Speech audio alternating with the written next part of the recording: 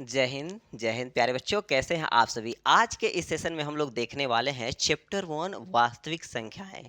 ठीक है।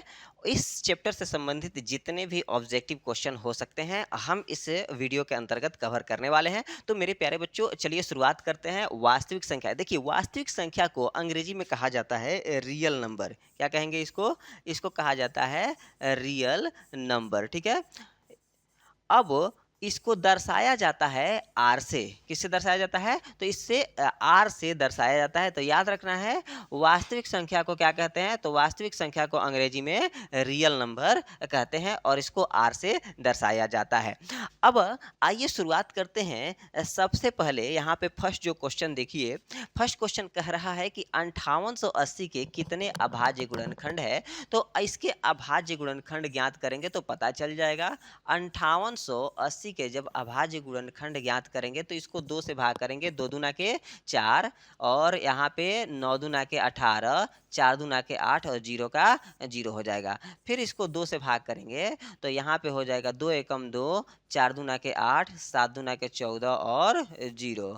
फिर 2 से भाग करेंगे, 7 दूना के 14 और 35 दूना के 70। फिर 3 से भाग करेंगे तो ये हो जाएगा 3 दूना के 6, 3 चौके 12, 3 पचे 15 और 5 से भाग करेंगे तो ये हो जाएगा 5 चौके 20 और 5 नवा 45 और 7 से भाग करेंगे तो यहाँ पे 7 सते 49 हो जाएगा।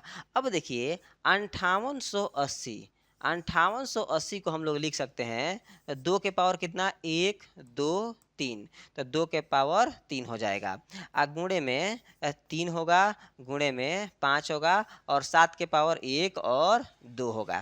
ठीक है। तो अब देखना है कि यहाँ पे कितने अभाज्य संख्या आ रहा है। तो एक ये हो गया, ये दूसरा हो गया, ये तीसरा और ये चौथा हो गया। तो यानी कुल 4 अभाज्य संख्याएं आ रहे हैं। तो यहाँ पर हम लोग का ऑप्शन बी सही जवाब हो जाएगा 4। तो ऐसे ही पता किया जाता है। जब भी प्रश्न आए कि कितने अभाज्य गुणनखंड हैं, इसके कितने अभाज्य गुणनखंड होंगे, तो यहाँ पर अभाज्य गुणनखंड निकालेंगे और गिन लेंगे कि कितनी संख्याएं से कट रहा है, वही हमारा आंसर हो जाएगा।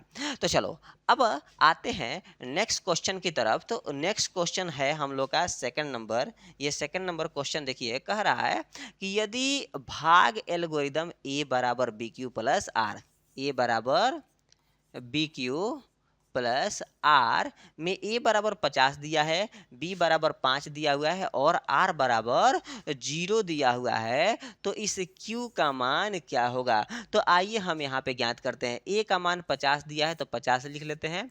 अब बराबर में बी का मान 5 है, गुणे क्यू प्लस आर का मान दिया हुआ है 0। अब इसे सॉल्व करेंगे तो ये हो जाएगा 50 बराबर 5 क्यू। अब देखिए क्यू का गुणांक 5 है तो इधर आके भाग हो जाएगा। तो ये हो जाएगा 50 अब बटे में 5, भाग करेंगे तो 10 मर्त में कट गया, तो क्यू बराबर ये हो जाएगा 10। तो अब देखिए हमारा आंसर कितना आ गया? तो आंसर आ गया क्यू बराबर 10। तो देखेंगे ऑप्शन कौन सा है, तो ऑप्शन यहाँ पर बी है सही जवाब। देखिएगा क्यू बराबर 10 आंसर हम लोग का हो गया। ठीक है। तो ये हमारा ऑप्शन बी इसका सही जवाब होगा। चलिए तो अब देखा जाएगा नेक्स्ट क्वेश्चन। नेक्स्ट क्वेश्चन है थर्ड नंबर।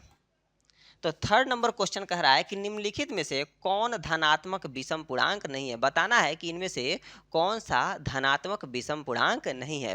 तो देखिए याद रखिएगा, अगर 6q सब में है और 6q के अंत में अगर जोड़ा जाए विषम संख्या तो विषम पूर्णांक आएगा, सम संख्या जोड़ेंगे तो सम पूर्णांक आएगा, फिर विषम पूर्णांक जोड़ेंगे तो विषम संख्या आएगा।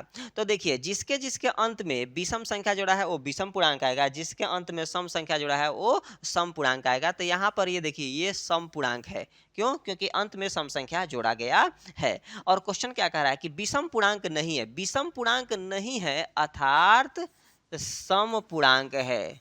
विषम पूर्णांक नहीं है अर्थात सम पूर्णांक हमें पता करना है। तो ये ऑप्शन बी हो जाएगा। क्यों? क्योंकि ऑप्शन भी विषम पूर्णांक नहीं है, सम पूर्णांक है। तो ऑप्शन हम लोग का बी सही जवाब हो जाएगा।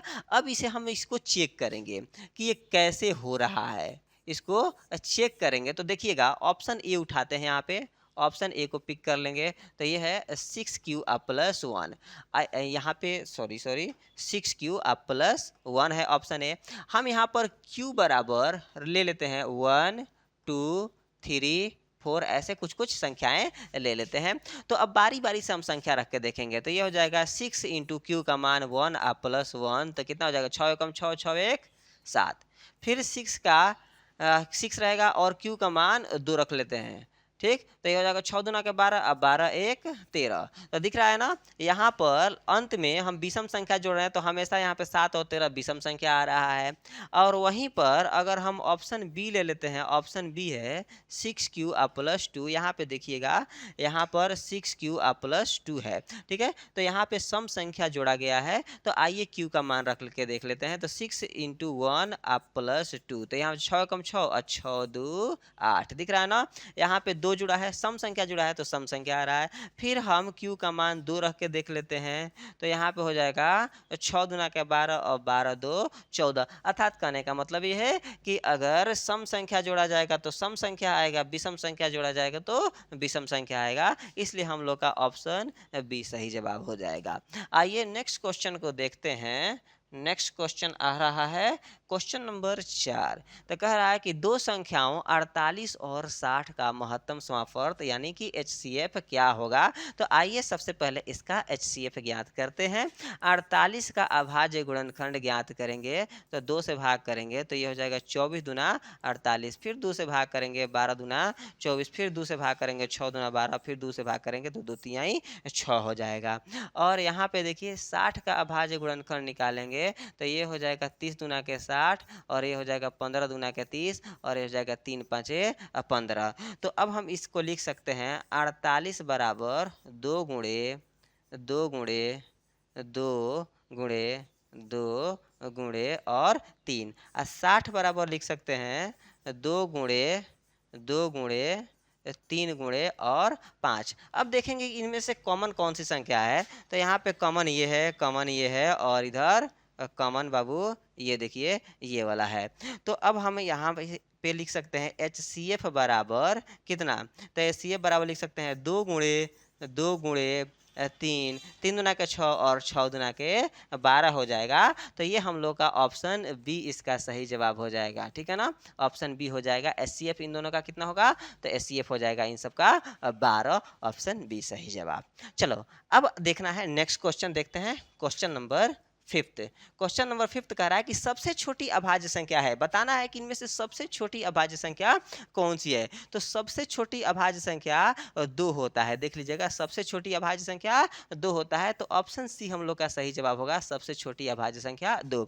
और जो 2 है इकलौता, इकलौता, ठीक है ना, याद रखिएगा इकलौता सम अभाज्य संख्या, सम अभाज्य संख्या है, ठीक है ना। ये इकलौता सम अभाज्य संख्या है, सबसे छोटी अभाज्य संख्या है, याद रखिएगा सबसे छोटी अभाज्य संख्या है और इकलौता सम अभाज्य संख्या है। अर्थात 2 को छोड़ के दूसरा कोई भी सम अभाज्य संख्या नहीं है। और सबसे छोटी विषम अभाज्य संख्या बाबू यहाँ पर 3 होगा, सबसे छोटी विषम अभाज्य संख्या 3 होगा, ठीक है ना। तो चलिए अब फिर मिलेंगे अगले वाले सेशन में।